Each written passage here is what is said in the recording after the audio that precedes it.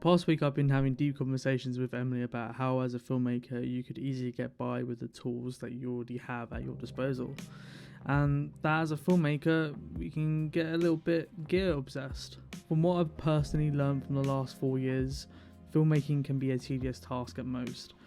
Whether that's nailing a shot which you've had as a concept in your mind for some time, or an idea that pops into your head while you're in the middle of shooting, whenever it becomes impossible to shoot, I think that's where we gotta start becoming more creative. No more thinking that to get smooth footage you need a gimbal. There are plenty of ways of getting stable footage. One of mine is to get a fucking tea towel and just place it under my camera and just start dragging my camera away from whatever I'm basically shooting. So just so I can get like this dolly out type of shot. It looks pretty cool. Is it a little bit more challenging than buying a gimbal? Yeah, it probably is. But please don't be so fucking soft for thinking that you need a gimbal to get the shots that you need. There are plenty of YouTube videos out there detailing on how to get stable footage either for free or at a low price.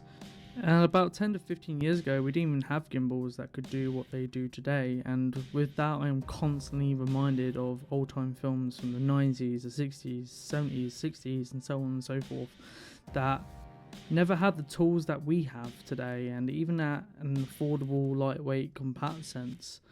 But still, like, filmmakers got the shots that they intended to get and use tools that they currently had at that time to make that film a reality. I've always applied this mentality when thinking about buying gear. Is a new camera going to allow me to get the shots that I want, or is it more of a quality thing? High bit rates, high frame rates, stabilization, a flip out screen. Don't get me wrong, it's exciting to hear about the advancements of camera technology, but do we really need to consistently catch up with it ourselves?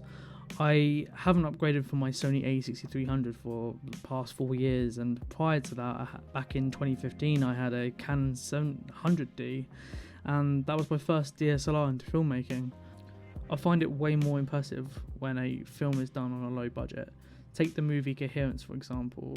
My girlfriend got me to watch this recently, and it's really changed the way I think about film and how it's been made. If you haven't watched it, it's a sci-fi film about a group of 8 at a dinner party where a comet is passing them, but at the same time as this comet is passing, there's like 6 or how many millions of realities sort of mixed together. And so at this dinner of 8, they are sort of meeting another reality of themselves. It's quite interesting. It's some sort of Doctor Strange shit. That's the way I like to look at it, but it's really good and I highly recommend it. But the film was produced on a $50,000 budget, I believe, and rest assured, I would say 90% of that budget was spent on the actors and everything else that goes into it. And I would say the 10% was mainly put on for the gear itself.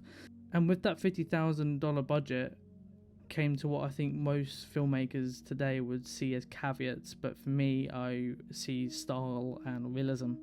There's a shaky footage, there's shots that didn't seem very intentional, and I think that's because the camera crew had to keep up with the spontaneous movements of the other actors. That's what my girlfriend actually read to me on a blog post.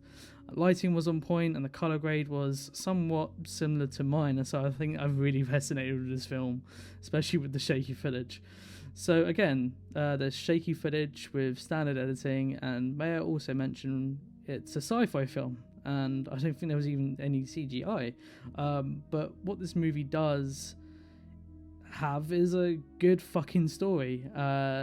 This is what clearly made Coherence one of the best sci-fi films of 2014. Fuck all the movies that focus on good CGI rather than the story. Give me a good story any day. That's why we watch movies, don't we?